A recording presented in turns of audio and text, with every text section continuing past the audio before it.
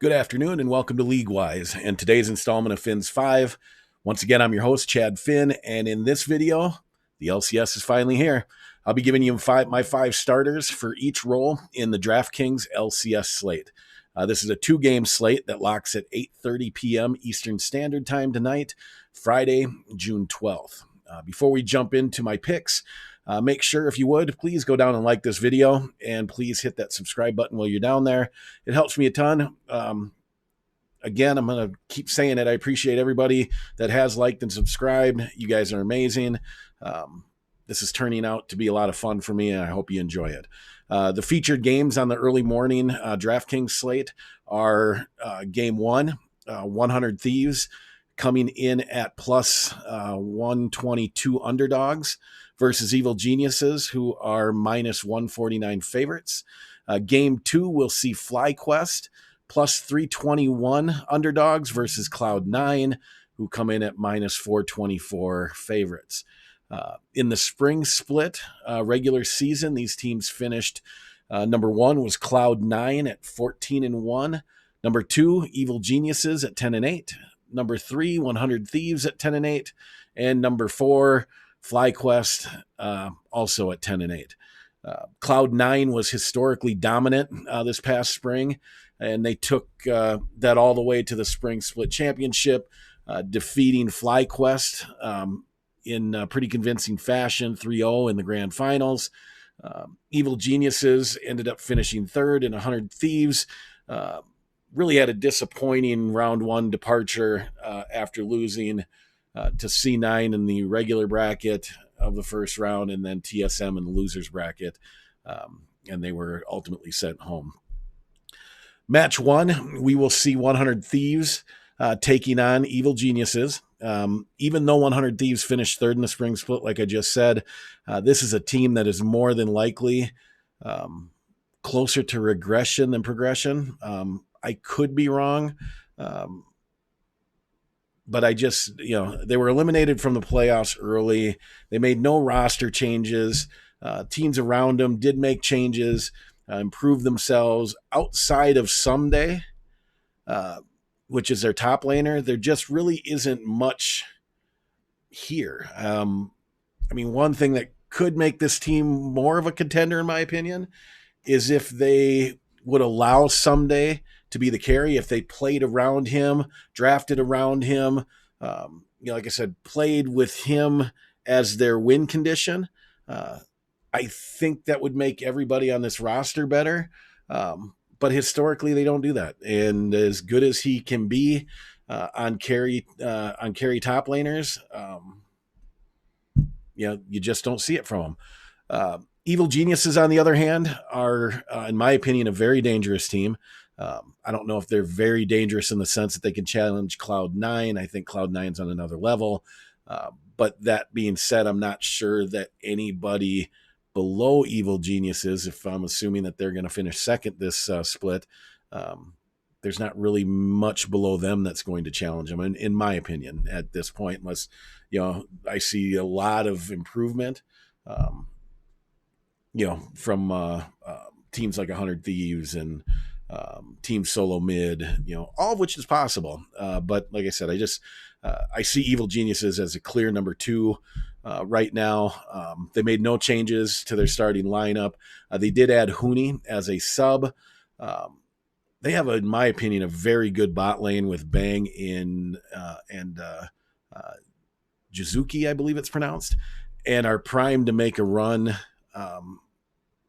Like I said, in my opinion, they're the second best team in the LCS. Unlike the LPL, the LCS plays best of ones during the regular season, and that can create chaos from time to time. I want to be able to think that 100 Thieves will play around someday and are capable of winning in this spot. Because I just like 100 Thieves. I like the story of how they came to be. If you don't know how, do a YouTube search on it after. There's, I'm sure the story's out there. But I just can't find enough reasons to believe outside of the fact that I just like the team.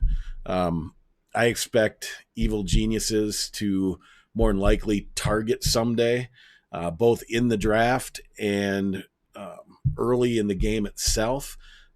Svenskeren really doesn't have to worry about their bot lane and can really focus on helping Kumo get a lead in lane. So because of that, I'm going to take Evil Geniuses in this game. Match 2 is a grand finale rematch between Cloud9 and FlyQuest. You might be wondering if it's a rematch of the grand finale. If FlyQuest is the runners-up, why are they such heavy underdogs? And it's for no other reason than Cloud9 is just simply that good. They're the only team in the LCS that even has a chance at this point of competing internationally. They really have no weaknesses. They have the best player at every position in the LCS, best top laner,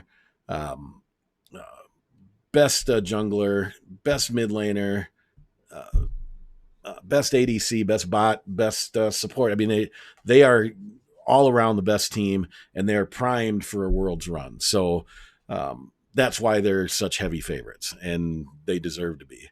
Their opponents, FlyQuest, are coming off a great playoff run. Like I said, they're talented, but most would probably say that they probably overperformed during their playoff run. Viper, who moved on to Dignitas, who was a sub for FlyQuest, is no longer with the team. But there are no changes to their starting lineup. We'll see if Solo, their bot laner, can build off the impressive playoff run that he had. I mean, he was very consistent, very solid, was a main reason they made it to the grand finale. Had a wake-up call, in that grand finale. I'm just not sure that he can carry that into the season. We'll have to see. In my opinion, there's no picking against Cloud9. Cloud9 wins this one. That said, if the LPL has taught us anything, the beginning of the summer split, is that anything can happen. So once again, I'll be hedging this slate and running 4 lineups in the $4 tourney. Whatever tourney you decide to run in, I suggest that you hedge as well. If you're not sure what that is, go watch my last video from I think it was yesterday or this morning. But in one of those two, I break down a little bit more exactly how you hedge a 2-game slate. If it's confusing, you basically run 4 lineups, making sure and guaranteeing yourself that you have the winning lineup, the 2 winning teams in one of your lineups. It gives you a chance to place or take down a tourney every time you do that. So ownership in this one, I expect we'll have C9 being the highest owned, followed by Evil Geniuses. Really a toss-up between 100 Thieves and FlyQuest. I'm not sure which one is going to be the highest.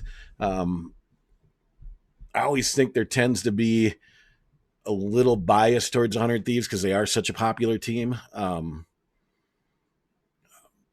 if I were to guess and just base it on the opponent, FlyQuest will probably be the lowest owned team because they're playing C9. C9 being the highest, then FlyQuest will be lowest. It just makes sense. So that leaves us then with Cloud9 and Evil Geniuses for roster construction. So without wasting any time, here is Finn's 5. So starting in the top lane, we're going to go with Kumo. Now, I will tell you right now, Licorice is the better top laner. Kumo has the tougher matchup, but you're going to need salary somewhere. And just a little bit of advice, just based on the numbers on this one, putting Kumo on the top, you could look at running Licorice as your captain. That's more than I normally give, but I've got to play around. I'm not sure exactly where I'm going with it yet.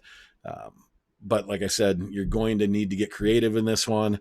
And, but for the video, Kumo is our top laner for one of two reasons. Either I'm going to need salary relief, and I would prefer to do that at the top lane. Or I'm going to run Licorice at captain, which then would make Kumo my my second spot here. Okay. Jungle, I'm going with Blabber. He's really good. In all honesty, I think he's one of the best junglers in the world. Most anybody that you talk to that follows League of Legends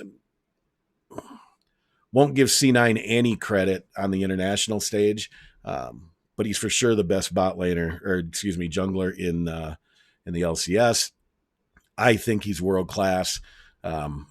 I think he's a main reason they went 17-1. In my opinion, if I were to give C9 an MVP, Blabber would be my MVP. He is one of my favorite players to watch. At mid lane, I'm going with Niski at 7,800. Again, dominant. He can carry any game. Up and down this lineup is just flat carries. It's almost disgusting. But for mid lane, I'm going Niski. At ADC, going Sven. He's the best ADC in the LCS. Rarely does he underperform his salary. He's just a solid pick. And at support, I'm going Zyzel. Again, he's not the best of the two choices. Vulcan is by far the better support, but you're gonna need salary relief. And again, if I'm gonna look for salary relief, I'm gonna look for it at support and then top, and then make my decisions from there. So, and like I said, I'm not sure exactly how I'm going to shuffle this up. I've got to play around with it. I've got some time to do that.